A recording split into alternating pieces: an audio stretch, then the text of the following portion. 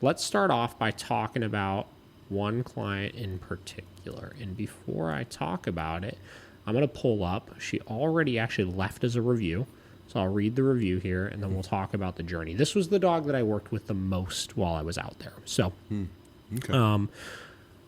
this individual, Danielle, she has 2 dogs, and she reached out to me before I got out there, obviously, was interested in doing training. And this is really the only dog I created a true program for while I was out there, right?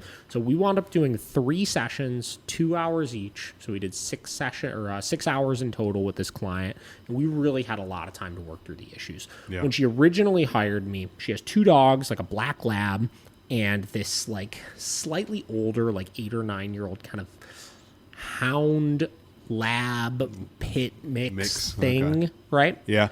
Tons of issues. She was very nervous about, what she was going to expect. And I'll read the review here, and then we'll talk a little bit about kind of the work that we did with them. So Danielle says, 2 days ago, I had the chance to train with David when in Connecticut this past week. At the beginning, I was desperate for any help with my 2 reactive dogs. By the end of the first session, I had hope and actually enjoyed working with my dogs for the first time in a long time. By the end of the 3rd session, my lab was doing off-leash recalls and playing with other dogs. My dog reactive female was holding a stay while dogs were around her and came up to her. This dog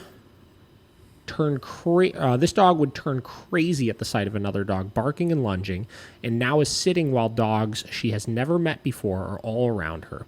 If you think all hope is lost with your own dogs, send a message and get in touch with David. He can work magic with dogs. Highly recommended. Right?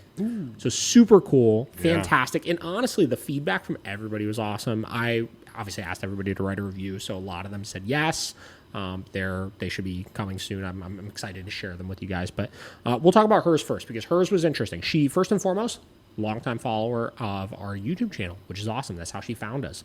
Through YouTube, listened to the podcast, heard that we were talking about coming into town, reached out to book something, and trusted us enough to do a full program. I think a lot of times when you have some random guy coming into town for a week saying, hey, I'm offering dog training, it does take a lot of trust to be able to commit to a full custom program. We're really squeezing a lot of training into a small timeline, right? Really. So obviously didn't really know where I was going to be doing a lot of training out there. Obviously, I know the immediate area where we generally stay, where Kate's family is from. But it's not the most ideal location to be doing formal training. It's good for walks. There's a lot of, foot traffic and stuff in that area. But as far as kind of doing a little bit of everything, working off leash stuff, working walk stuff, working social stuff, all of that, didn't know much about it. So I did a little bit of research, talked to some people that I knew out there, came up with this place called Winslow Park was going to be where we were going to do our training at. Okay. And in my mind, when I started researching Winslow Park, basically what it sounded like to me is, I don't know if you remember the parks in Columbus we used to do training at that were normal city parks, but they were kind of a little loose with the leash laws, but it was still just like a normal park. People went there to hang out. People went there to have picnics. People went there to walk their dogs. Yeah. And there was kind of quasi off leash areas that the dogs can be in as well. Right? So I was kind of expecting it to be similar to that. I get there. This place is a full on I think it was 9 acres or something like that, God. Maybe more. Yeah. Basically full on off leash dog park. Wow. It was, we got there and we pull in the parking lot and I'm just looking around and I'm dude, and it was packed too. It's in Westport, Connecticut, which is a really ritzy, nice area. Yeah. And there is just person after person coming into the parking lot, just whipping their door open. Dogs go fucking tearing into this park. Chaos everywhere. Just pure madness, right? Oh, no. And this girl, I remember when I first told her, yeah, let's do it at Winslow Park. She's like, yeah, well, there's a lot of off-leash dogs there. So, I'm a little nervous about my one dog. Doesn't generally do too well with other dogs. And, I was like, let's feel it out. Let's see how it goes, right?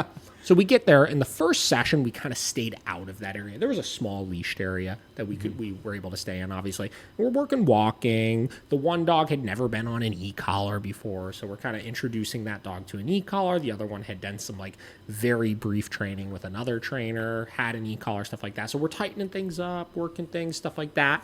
And both dogs were just very reactive. The lab, not aggressive, but just like, I think she said it best when she said, like, this dog just got, like, crazy FOMO, basically. Yeah. Where he would see other dogs and just get freaking jacked up, right? No impulse control, no ability to keep him to calm it down. The other dog was just an anxious mess, just all over the place, tail tucked the whole time, just, like, terrified, would get very reactive when she saw other dogs. So first and foremost, we just had to get some communication established. We worked the walking. We got these dogs focused on her. We worked past some distractions. We started kind of inching closer and closer to where the dogs were to start kind of, making sure that they could keep their shit under control, right? Yeah. And something really interesting happened, right? So we were walking and we're in the parking lot at this point, and somebody was coming out with these two, like, doodle mixes, right? Or whatever, poodles, whatever you want to call them. And they kind of started coming up to her dogs while she was walking. I was like, all right, just stay calm. Just, stay loose on your leashes. Just keep enforcing what it is that you're asking them to enforce. And these dogs, like, didn't, like, completely bombard her dogs, but they were, like, right up in their business. Okay. Getting close to them. Yeah. Stuff like that. And her dogs naturally started reacting. We were able to correct the reactions, get them back on track. And I don't know if this is something I think we know as dog trainers, but sometimes we don't put enough emphasis on, which is, imperfect situations generally are going to happen sometimes. And though, my rule of thumb when I go out in public is I ensure dogs don't come up to my dogs. I ensure that, I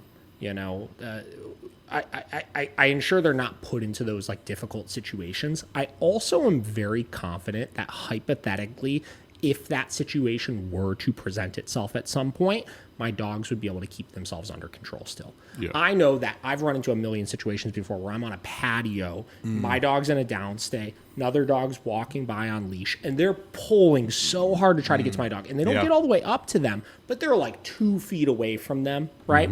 And my dogs hold their downstay, and they stay focused on me, and they don't react back towards those dogs, right? So seeing her dogs have this, like, intense reaction to that moment kind of put into perspective for that situation, like, this is something we need to proof for, right? Especially given the climate of out here in some of these parks and things like that. We've got to make sure, one, she understands how to keep herself out of those situations, but two, the dogs understand how to keep themselves under control if they do run into a situation like that, right?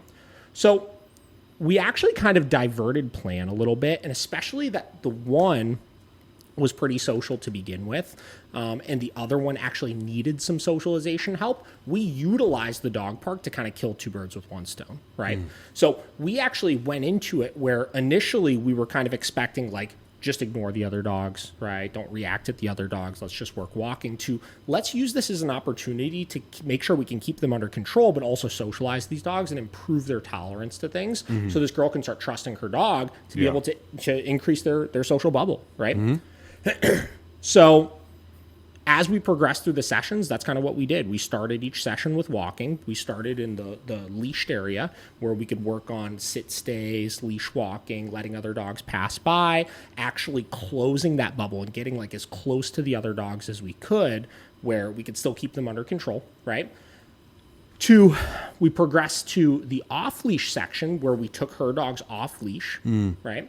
We focused on off-leash healing, sit stays, things like that, and actually got them interacting with the other dogs at that park, right? Nice. And it was really, really cool to see these dogs progress and go from being really reactive, not under control at all, to hitting a point where, like she said, I mean, there's videos we posted that if my phone wasn't dead right now, I would show, of her dogs literally, like, walking with her, holding a sit, and, like, a pack of 6 dogs just running past them, right? Wow. Or, one of those dogs coming over and, like, sniffing one of them and them holding their, sit stays in that moment and keeping themselves under control and not reacting. Yeah. And then past that, allowing them to then go off leash and play with these other dogs and hang out, right? It was a really, really cool thing that we were able to kind of make happen with these dogs.